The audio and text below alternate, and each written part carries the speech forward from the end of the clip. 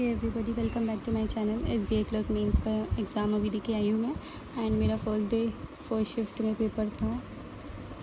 So overall मेरा exam अच्छा नहीं हुआ है, क्योंकि एग्ज़ाम मतलब इतना सही नहीं था। मतलब जो चीज़ सोची थी कि जिसके भरोसे मैं गई थी, जो चीज़ करके आऊँगी वो चीज़ इतनी टफ़ आई, और जो चीज़ लग रही थी कि ठीक है ये थोड़ी टफ़ रहेगी तो वो इजी आई, तो मतलब थोड़ा डिसबैलेंस हो गया था। सो बात करेंगे सबसे पहले जीए की।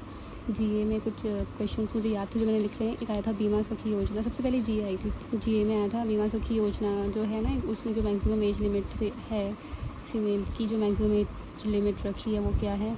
ठीक है, लोकपाल डे कब मनाया जाता है। एक है SORR या आर, ये कुछ है इसमें। जो ये ओ है, ओ स्टैंड्स फॉर, ओ किसके लिए है वो, मतलब इसके फुल फॉर्म में ओ का क्या रोल है वो। DGCA का डायरेक्टर पूछा था।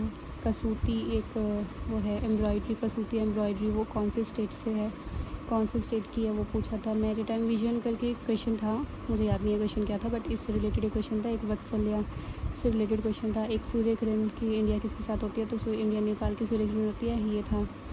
एंड एक WMF पता नहीं क्या था, उससे करके रिलेटेड था, उसकी थीम पूछी थी। मतलब इस टाइप के क्वेश्चन थे। और मुझे तो ऐसा लगा कि जीए में डेटाबेस ज़्यादा पूछा गया है, मतलब न्यूमेरिकल वैल्यूज़ तो ज़्यादा थी, मुझे जहाँ तक लगता है ज़्यादातर वही दिख रही थी। फिर आया था इंग्लिश में एक आरसी था और एक और आरसी था, पर वो बहुत छोटा सा था, तो वो बहुत सही था, ये हो गया था सही से। और ये कुछ ऐसे ही था, मतलब बहुत ज़्यादा वो नहीं था, बिल्कुल इन्फ्लुएंस बेस्ड नहीं था, नॉर्मल आरसी था। ये बहुत इन्फ्लुएंस बेस्ड था। जो पहले वाला बड़े वाला आरसी था, उसमें कुछ EV व्हीकल वगैरह के बारे में दिया था, मतलब बहुत डेटा वेटा भी दे रखा था इसमें। तो ये तो मुझे थोड़ा उतना ठीक नहीं लगा, बट ये मैंने लास्ट में किया था तो मेरा हो गया था। इससे सारे क्वेश्चन हो गए थे, एक रह गया था, इससे सारे क्वेश्चन हो गए थे। ये बहुत सही आरसी था। बाकी एरर के थे, एक 2-3 क्वेश्चन में करेक्ट बताने थे, 2-3 में एक दो में इनकरेक्ट बताने थे। वो तो इंस्ट्रक्शन ना ध्यान से पढ़ लेना आप लोग जब दोगे ना, क्योंकि बीच बीच में एरर वाले जैसे ऐसे है कि 3 सेंटेंस दिए हुए हैं, तीनों सेंटेंस में से किसी एक में एरर है, तो आपको करेक्ट बताना है। एक बार आपको इनकरेक्ट बताना है तीनों सेंटेंस में कौन सा है। तो इस तरीके से आपको इंस्ट्रक्शन हर एक उसमें पढ़ना है इंग्लिश में, क्योंकि इस टाइप से हो रहा था। ठीक है, और फिलर्स जहाँ तक मुझे याद है फिलर थे, एंड वो था कनेक्टर्स थे कि मतलब 2 सेंटेंस दिए हुए हैं तो उनके बीच कनेक्टर क्या आएगा। एक तो ऐसे था एज सून एज पॉसिबल, एक था कि ऐसे करके कनेक्टर्स थे मतलब। एंड क्लोज हाँ एक वो था पैरा जंबल था। पैरा जंबल ना एक तो बड़े वाला था, जिसमें से मतलब 7 सेंटेंस थे। उसमें जी का गिवन था कि जी 6th प्लेस पे है, 1 2 3 4 5 6 7, तो जी यहाँ पे है, बाकी हमें अरेंज करना था। ये थोड़ा ठीक ठाक हो गया था। एंड एक था एक और थे जंबल डब्स थे, प्री वाले जंबल डब्स थे, मतलब उसमें से 4 छोटे छोटे सेंटेंस दे रखे हैं, उनको बस ऐसे ABCD के फॉर्मेट में या BCD फॉर्मेट बताना है क्या है। छोटे छोटे सेंटेंस जैसे प्री में आता है ना, ये तो ऐसे आए थे। तो मतलब ओवरऑल इंग्लिश तो मुझे सही लगी थी। इंग्लिश तो ईजी मैं कह सकती हूँ कि इंग्लिश सही थी, मेरी हो गई। ठीक है, मैं 30+, मुझे एग्जैक्ट याद नहीं, मैं 30+ में करके आई हूँ। अब बात करते हैं मैथ्स और रीजनिंग की। तो उसके इंग्लिश के बाद आया था मैथ्स में क्या हुआ, मुझे ऐसा लगा था कि बहुत टफ़ होगा, बट इसे कह सकते हैं हम एक ट्विस्ट की। सबसे पहले अप्रॉक्सीमेशन आ गया, और वो भी 3-4 क्वेश्चन अप्रॉक्सीमेशन के। सो ये बड़ा शॉकिंग था।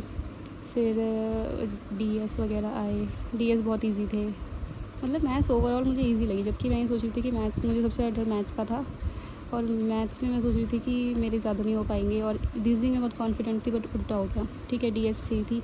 अरिथमेटिक आए थे, एज़ यूजुअल आते हैं, नॉर्मल थे, मेरे से कुछ हुए कुछ नहीं हुए। और जो DI थी ना, 2 DI करी मैंने, 2 मुझे याद है, 2 क्या 3, हाँ 2 DI करी मैंने। वैसे तो DI तो मेरे ख्याल से 3 थी, जहाँ तक मुझे याद आ रहा है 3 थी, मुझे तो 3 दिखी थी। एक तो ऐसे थी, पाई चार्ट था, एक टेबुलर फॉर्म में थी, और एक था बार ग्राफ वाली थी। पाई चार्ट वाली बहुत इजी थी, मतलब ऐसा लग रहा था कि डायरेक्ट वैल्यूज़ दे रखी है, बस आपको कैलकुलेट करना है, निकालते जाना है, ये सब वो सब। टेबुलर वाली भी डायरेक्ट वैल्यूज़ नहीं दे रखी थी, मतलब ये था कि कुछ अलग से दिमाग में लगाना पड़ रहा था। मतलब हर जगह पे जैसे ये थे ना वेरिएबल्स थे, हर जगह पे एक्स, ये 20 या 30 ऐसे, x+1 ऐसे, मतलब कहीं पे एक्स और वाई नहीं घुसा है, सिर्फ एक्स ही घुसा रखा था। तो एक्स की वैल्यू तो एक बार में आ गई थी, और उसके बाद पूरी, और इस पूरे पाई चार्ट की जो वैल्यू है ऐसे 8000 थी, वो भी दे रखी थी। तो सारी वैल्यूज़ तो चली गई थी, तो ये पाई चार्ट वाली DI तो आराम से हो गई थी। टेबुलर वाली में भी ऐसे ही था, ये ऐसे टेबल थी, ABC था इसमें, यहाँ पे कुछ परसेंटेज दे रखा है, तो यहाँ पे कुछ वो दे रखा है, जैसे सपोज ये 100 नंबर है, उसका 80% ये है, तो बाकी बचा वही होगा, ऐसे करके डेटा दे रखा था हर उसमें। मतलब इसमें ज़्यादा दिमाग लगाना नहीं पड़ा था, ये भी हो गई थी। बार वाली मुझे थोड़ी सी, हाँ बार वाली तो मैंने, हाँ बार वाली भी हो गई थी, बार वाली बहुत ईजी थी। ऐसे करके ये एक तो परसेंटेज को शो कर रहा था और एक नंबर को शो कर रहा था, तो ऐसे कुछ परसेंटेज निकाली थी नंबर में से, तो ये भी बहुत ईजीली हो गई थी। DI तो तीनों हो गई थी।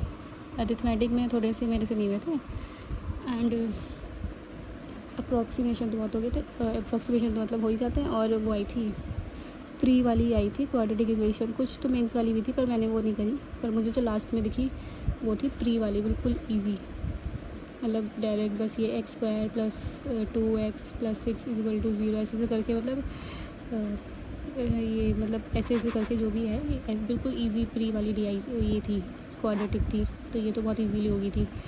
तो ओवरऑल मैथ्स जो है वो मैंने जितनी सोची थी उससे तो थोड़ी ठीक ही थी। मैं इसको अपने मेरे हिसाब से मॉडरेट बोलूँगी, क्योंकि मुझे मैथ्स बहुत गंदी लगती है, मेरे से नहीं होती। पर ओवरऑल मैं देखूँ तो मतलब मैंने बच्चों से पूछा था, मेरे आसपास जो बैठे थे, तो सबको मैथ्स ईजी लगी, तो ओवरऑल मैथ्स ईजी कह सकते हैं कि ईजी आई थी।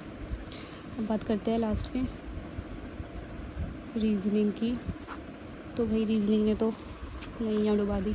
मैं जो सोचा था कि एटलीस्ट, मैं तो सोच के बैठी थी कि एटलीस्ट 25+ या 30+ तो कर ही दूँगी। मॉक में मैं 25+ कर रही थी, मतलब एंड स्कोर भी करी थी। मतलब रीजनिंग में इतना गंदा पज़ल आई होंगी, 4 पज़ल तो आई होंगी, 4-5 भी नहीं, 4 तो आई होंगी, एक पज़ल नहीं बनी। बहुत डिफ़िकल्ट थी, मैं तो डिफ़िकल्ट ही बोलूँगी भाई, बहुत डिफ़िकल्ट थी। किसी से नहीं बनी, मैंने सबसे आसपास पूछा था, एग्ज़ाम के बाद सब बात करते हैं, तो किसी से पज़ल नहीं बनी।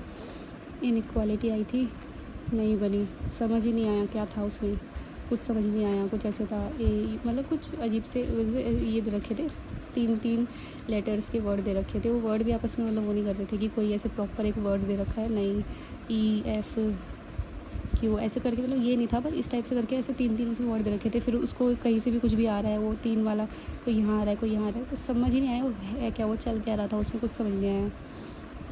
उसके अलावा तो मिसलेनियस थे बाकी। मिसलेनियस में वही था, एक तो ये बनता है ना, ग्रेटर दैन इक्वल टू, मतलब एंड का मतलब है कि ये इससे बड़ा है, ये इससे परसेंटेज का मतलब है कि बड़ा बराबर है। ये वाले क्वेश्चन जो थे, ये वाला आया था, 4-5 क्वेश्चन तो ये हो गए थे, बाकी मेरे से तो यही हो पाया था। इनइक्वालिटी में मेरे को कुछ समझ नहीं आया था, फिर भी मैंने ज़बरदस्ती की कुछ तो करना ही है, तो मैंने थोड़ा बहुत जो भी दिमाग लगा के थोड़ा बहुत बनाया, पता नहीं क्या ही बना, मैं क्या करके आई हूँ, पता नहीं सही है गलत है। पज़ल एक भी नहीं बनी, गुस्सा इसी का आ रहा है। बाकी मिसलेनियस थे थोड़े बहुत, जो वो होता है कि अगर इवन को फॉलो कर रहा है तो उसको ऐड कर देंगे, या ऑड इवन को फॉलो कर रहा है तो उसको सब्सट्रैक्ट कर देंगे, ये था। इसमें ना पता नहीं, इसमें ये मेरे से हुआ नहीं, क्योंकि इसमें एक चीज़ थी जो एक जगह पे था, इवन था, और वहाँ पे उसकी वो ही नहीं दे रखी थी, कंडीशन ही नहीं दे रखी थी, या दी हुई होगी तो मतलब मुझे दिखी नहीं, इसलिए मेरे से तो ये हुआ ही नहीं। मतलब रीजनिंग तो मेरी इतनी गंदी गई, मैं क्या ही बताऊँ। सो ओवरऑल पेपर कुछ ऐसा ही था। एंड GA ठीक थी, GA का क्या ही कह सकते हैं, जो भी दे देते हैं, कुछ भी न्यूमेरिकल वैल्यूज़ ज़्यादा थी, बट मुझे तो GA अच्छी नहीं लगी, वैसे GA गंदी थी। मुझे तो डेटा बेस ज़्यादा लग रहा था, ठीक है, और बहुत डीप में दे रखी थी। मतलब ये इंग्लिश सही थी, इंग्लिश सच में ईजी थी, और मैथ्स भी सच में ईजी थी। मैथ्स में मतलब DI तो मैंने सोची नहीं थी इतनी ईजी भी आएंगी, मतलब ठीक आ रही थी, हर DI बन गई थी मेरे से, 3 मेरे से बनी थी, बाकी मुझे एक वो थी मैथ्स में, केसलेट थी, उसमें ऐसे मेरे ख्याल से वो वेन डायग्राम वाली थी। मतलब बताना मुझे कमेंट करके, जो बच्चे लेके आए फर्स्ट डे फर्स्ट शिफ्ट, ये वेन डायग्राम वाली थी ना केसलेट, तो इसलिए मैंने उसे नहीं बनाई थी, क्योंकि तीनों DI ऑलरेडी बन रही थी, और बाकी मैं ये सब कर रही थी, तो मेरा टाइम उसमें ही हो गया था। रीजनिंग बेकार गई है मेरी, तो मेरा तो ओवरऑल पेपर ऐसा ही गया है बस। बाकी जिन जिन का अच्छा गया है, all the best for your results, let's see क्या होता है, and thank you so much for watching.